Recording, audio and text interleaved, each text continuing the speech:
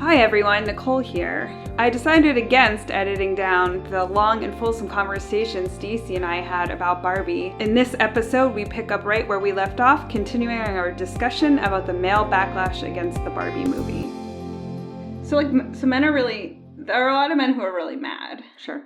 But I don't know, do we think that some of the message came home to some of the men who are less extreme? I reckon so. Yeah, I have that faith. I have that faith in the good people. The good, open, sort of thinking people of this world. Empathetic people who can watch a story and be moved by it in a visceral way. Yeah, I feel like it hit home for a lot of people. And it sure hit home for women. Dang. Yeah, which is good enough. I honestly don't care if men like this if you're not. Like, it wasn't for you. It wasn't for you, and so, you expect me to like the things that are for you, right? Like, which is what all the jokes about the Zack Snyder and the Godfather and all that stuff was about, which is like, women are expected to like things that are for men, but men are not expected to like things that are for women. And I'm like, can we just agree that we could just not like either of those things? Like, sure, we can overlap. We can have our own things. Yeah, for sure. So I'm sort of less bothered by it, and I think at the end of the day, any sort of type of like hysterical protest is shooting yourself in the foot, right? Like you're just.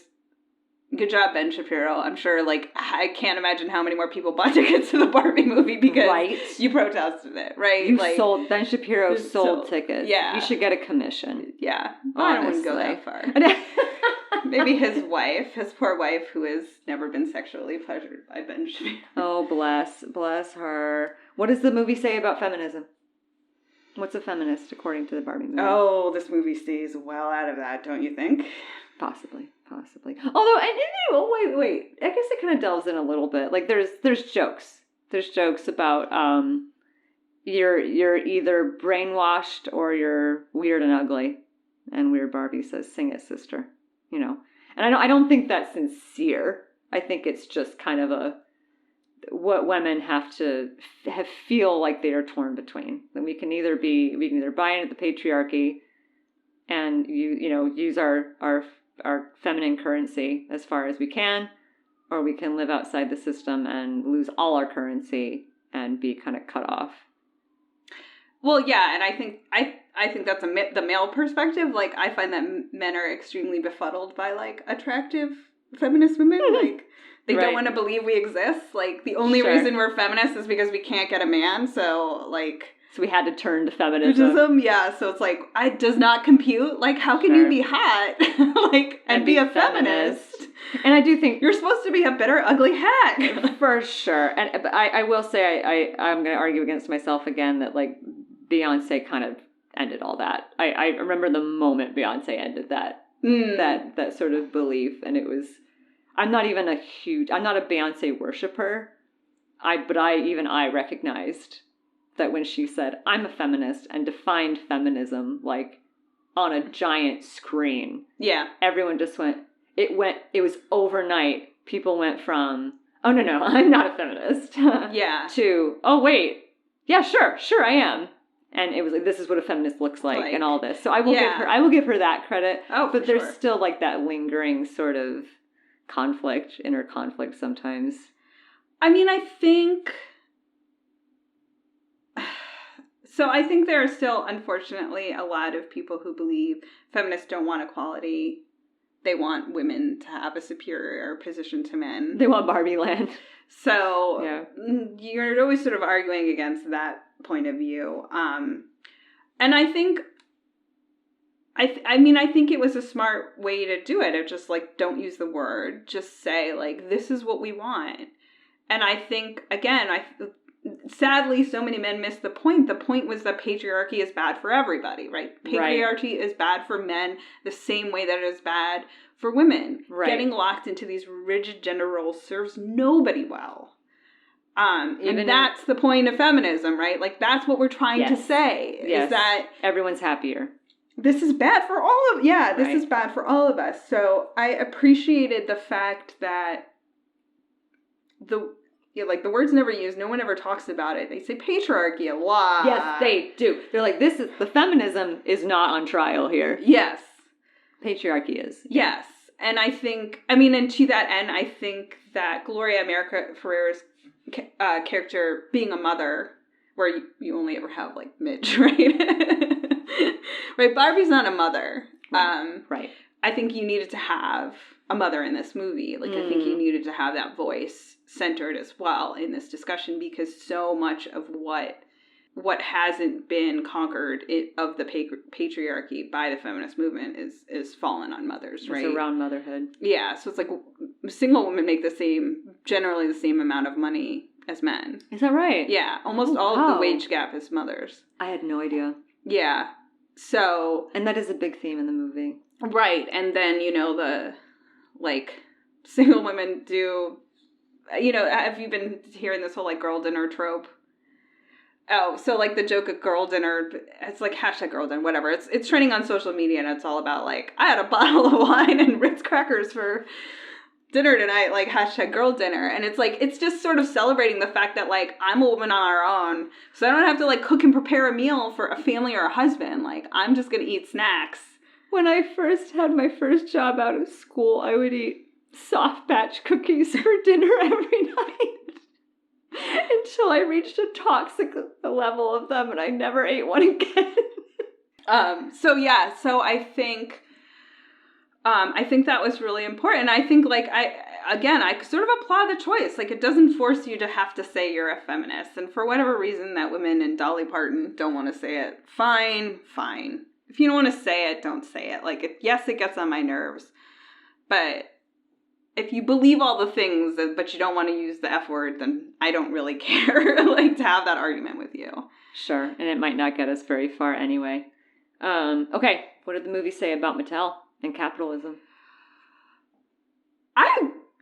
Did you come out of that movie thinking, I am shocked Mattel let them make this movie?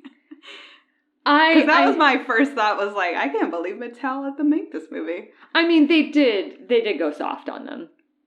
There were a lot of men in the board, right? So that was poked fun at. They went soft on Mattel for sure, but, like, I couldn't believe Mattel let them make this movie about, like, feminism and patriarchy. Apparently, that was all Margot Robbie. Margot Robbie just really, really went to bat and said, "Listen to me. You will make $1 billion if you let me and this passionate director tell our story authentically." And they went, $1 billion? They were right. Fine. And they did.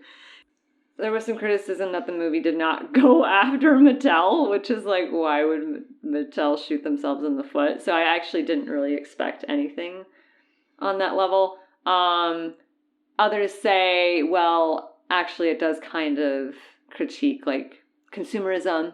Mm-hmm. All of the houses and cars and things that Barbie has and that Ken has/wants don't make either of them happy, but that's what was encouraged amongst kids, was to, buy all these accessories, buy all these clothes, shop for the clothes, shop for the car, get the townhouse.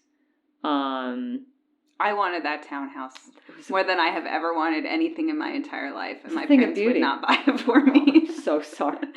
I'm so sorry to tiny Nicole.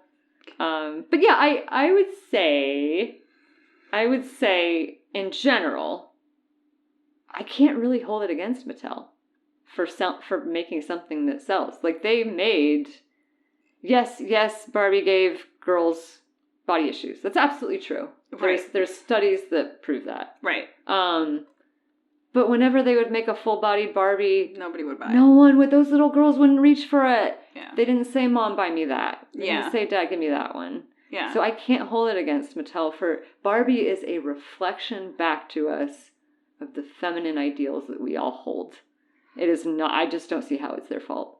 Yeah. So I think it's interesting because it is such a fine line when you talk about something like Barbie. And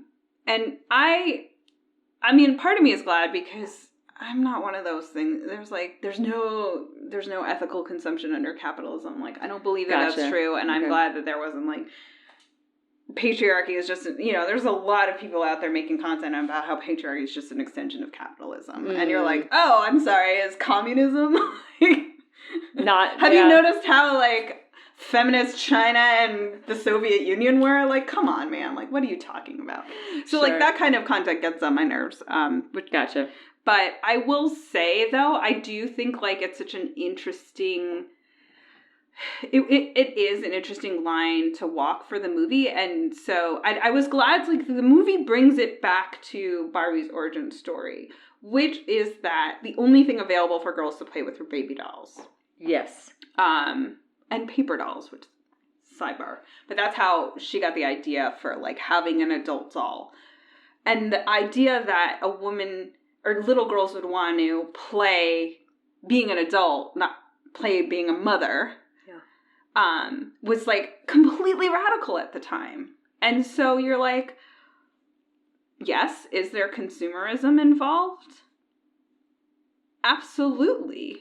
But it's also a bit democratic, isn't it? People vote with their dollars. Yeah, and it was really revolutionary, and it presented an option to little girls at the time that just, like, didn't exist. And yes, they had to buy something to get that option, but it's also just gets into the whole idea of, okay, maybe you want to spend your whole life not owning any possessions. Good for you. That's a choice that you can make. Some of us don't choose to live that life.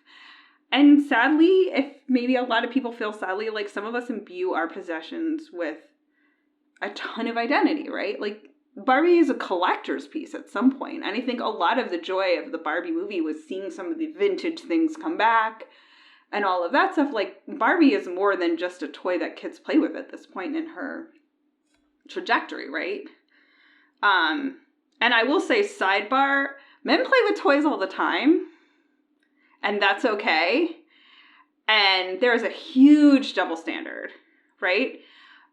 But I think that, yeah, so I think actually Mattel isn't all male. Like, that's not true. Like, so it's like they kind of took pot shots at Mattel that weren't actually true. Like, Mattel's board, I think, is, like, kind of 50-50.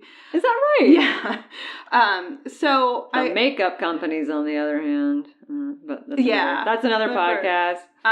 So I think that there's, so it's nuanced. Like, I don't think there's such an easy argument to make one way or the other, and that Barbie has brought so much joy to people's lives. Sure, and I think that's kind of what was genius about even trying to make this movie, was it was always going to explore all of it. Right. And, I mean, yeah, like I said, we used to go to the store and we would see all the special Barbies that would come out, and it would be like, oh, this Barbie's wearing this fabulous outfit, or some designer made a collection for Barbie, and we'd go look at the clothes, like... Yes, putting clothes on Barbie was a good portion of the fun. Like, if you don't like clothes, if you want to be somebody who says that fashion's frivolous, go right ahead. Most things are frivolous. Most things are not saving the world. Neither is this podcast. You think watching Marvel and DC movies is important? Yeah. You think, yeah, so... I liked that the movie stayed focused.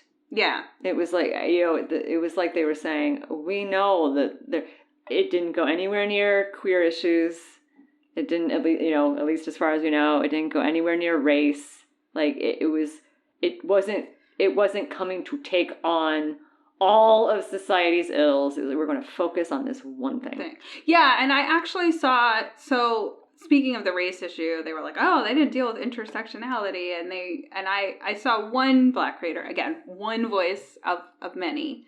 And I don't speak for, obviously, the Black community at all. But she was like, I don't know, it was kind of nice that they didn't deal with it. They were just like, there were Black Barbies, there were white Barbies, like, there was Black Barbie president. Like, she's like, it was like a world where that wasn't an issue. And it's kind of nice to be like, let's just focus on the, like, patriarchy stuff for a change. And, like, show Black joy. Like, she's like, not show Black suffering. Just have them be part of the mix. And I was like, yeah. And I love the diverse casting. Like I said, I mean, that was so fun. Oh, man. It was such a joy. What joy. It was joy. For me, it was like wary joy at the beginning. But for sure, delight. Yeah. Oh, that's interesting. So I think, like, as soon as they, like, opened on the set, I was like, yes! And then you won me over immediately. Like I said, We're I love here. Barbie. The Barbie townhouse. The whole beach thing. Like, that was, he's like, no, I don't lifeguard. I'm just beach Ken. My job is beach. Just beach. Oh my God, it made me laugh so much. Oh, bless him. Yeah, because Ken is whatever. I think I had a Ken.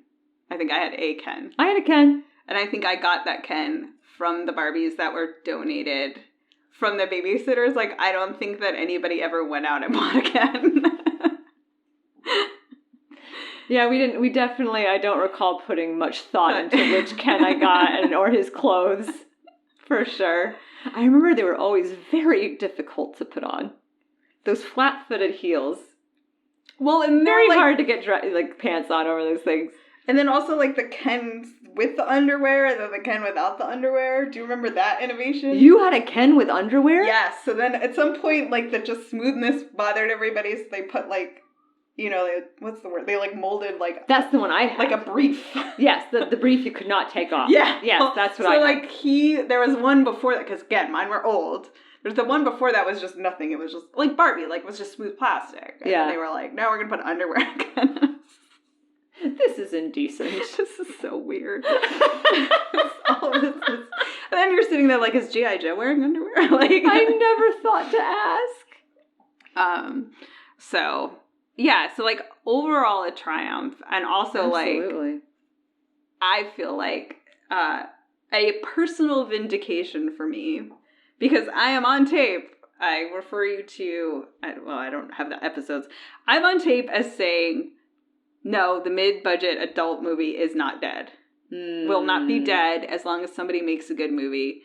People will go out and see them. And I was like, what was this summer blockbusters?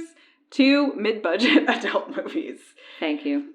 So I was like, vindicated. You were right. All right, so what? We're doing this? Social impact score do we want to give the Barbie movie? Oh, man. I have so many notes for this. So, we know that Mattel has 45, that's 5 IP-based projects in the pipeline. Oh, my goodness. And Yikes. I'm sure they were all tentative. And now I'm sure they are all greenlit. And we are talking hungry, hungry hippos. Yeah. We're talking Uno! A movie centered on the card game Uno. An Uno project. Yikes. Yeah, starring, what, is it Lil Nas or something? I mean, there's no way any of these are going to be good, but whatever. Sure. Maybe 1 out of the 45 of them will actually be One out of the decent. 45 will be good. And I do not look forward to this time, this age of movie making. Hopefully, because the thing is, they will also now try to add a woke element that is disingenuous, that is just sort of inserted and shoehorned in. So that's not going to be fun to watch. So, main points, box office, 1 billion. Billion with a B. Yeah. First movie directed by a solo female director to reach $1 billion. I saw that and I was like, what did Wonder Woman do? Oh, less. Yeah. Yeah. I was surprised. Something like, I don't know, 800 or something like that. Yeah. And apparently, even adjusted for inflation, only 50 films ever have. Oh, okay. So it's a big deal. Big deal. Box office sales in some of the world's largest movie markets. So global, like UK, Mexico, Australia. #1 release in like every weekend since it's released in those countries. Yeah. Super big in China, where Barbie's not even that much of a thing. So coming out of the theater, I thought 7 or 8. I was like, wow, this said a lot. You know, women were crying. We were connecting with strangers. You know, it was a communal experience. It was people around the world. I should say, on that day, people across the theater I was in were watching this together and connecting in this weird way that I'm not used to when I go to see a movie. So that struck me. So I was like, wow, okay, 7 or 8. And then over the course of the last few weeks, I've just seen it become this global cultural moment in a way that maybe I can only connect to Endgame, Avengers Endgame. But there wasn't really anything sort of more important or significant connected to that. It was just everyone went to see the same movie. Here, everyone's going to see the same movie, and they are talking about stuff. They are going through it all around the world. On my Instagram, my friends in France, my friends in the UK, my friends in Peru, like, it's everywhere. This is huge. I don't know if I should give it a 10. I will definitely give it a 9. Okay. Definitely give it a 9. If in the next election we have the first female U.S. president, I will amend my score because I will attribute that directly to this movie. But it was just such a special, and I think you'll relate to this. Like, as a movie person, in this time when going to a theater is so hard to get people to do anymore, everyone went and sat in the same room together and watched this movie. There was a weekend where all anyone was talking about was going to a theater and watching these two movies.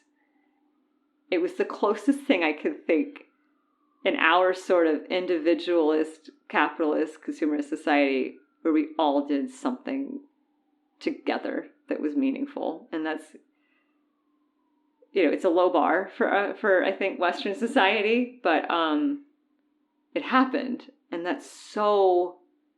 I think it's going to have an impact that we don't fully understand right now. So, again, we can't always predict the future, so that makes these scores hard to do. But I'm confident giving it a 10. I think. I don't want to rehash everything you just said, but I think that in this time when nobody was going to the movies, this is the only movie anybody's seen in 4 years, right? So I think impact will ripple out. Hopefully people saw previews or whatever, and they will see more movies, and they will get back into the habit of going to theaters. I think that's huge. Again, I think you have the mid-budget adult movie. Like, somebody made brand new IP. Somebody didn't make a Marvel movie, and it made $1 billion. I think female director, female-led cast. I think comedy. Sure. I think that this is going to get a fair amount. I assume it's going to get a fair amount of Oscar noms. I think they're going to campaign for them really hard, and I think they should. So I think seeing a comedy movie do this well and garner critical attention, I think is huge. I think, like you said earlier before, this is a movie person's movie. Like, who's going to give a 2001 reference? Like, that was so random.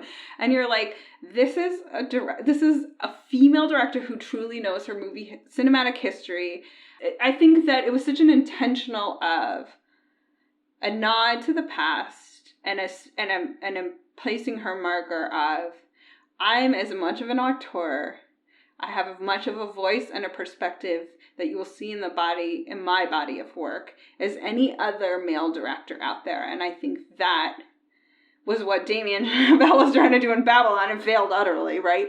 Like, she came out really strong, and she came out strong, again, so the score is about our movies and like life, but I was like, as a movie, this just was a really tentpole film, and I think, yes, a bunch of really crappy things are going to get greenlit because of it. But I think some good things may get greenlit because of it. And I don't know why we have to have this debate every, 10 years of like, why do we make anything for women? And you're like, women make all the purchases. Like, make movies that are just for women because we'll come see them, right? So there's so many good reasons. The discourse and all the other stuff. So I'm pretty confident in saying that this movie will be a tentpole movie for a while. So I'm going with the 10. I love that. And just watching, being on the metro train and seeing people dressed in pink and knowing exactly where they're going and telling them, hi, Barbie, and getting a hi, Barbie back. That's a really good feeling. Yeah. Yeah. That's great.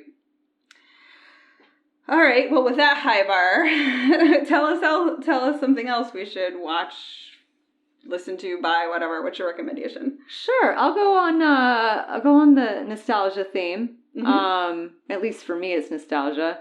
I saw the Teenage Mutant Ninja Turtles movie yesterday. The colon title is Mutant Mayhem, and that is accurate. There are mutants, and they wreak mayhem. Mm-hmm. But my inner child was just karate kicking and, sword slicing the whole time. It was just a delight. So if you have a chance, if you feel like it, if you watched that growing up, go for it. It's so fun. Great. So I am going to recommend the podcast Business Wars, specifically season 16, Mattel versus Hasbro, which is how I know any of this stuff about Barbie, about the competition coming in from Bratz. So it goes through the sort of the history of the business war between those two companies. But it mines a lot of this territory and just like an overall interesting look at the toy industry and how these things work. So that is my recommendation. As always, you can find us at moviesthatmatterpodcast.com, moviesmatter@gmail.com. Reach out, leave a YouTube comment, let us know what you thought of Barbie. Let us know if there were some queer-coded or trans-coded things that we missed, which we may well have. Really interested to hear everybody's opinions. And you can find me on Instagram at morethanfine. That's more with 2 O's. Wonderful. And remember, movies matter. So do you. We'll see you next time.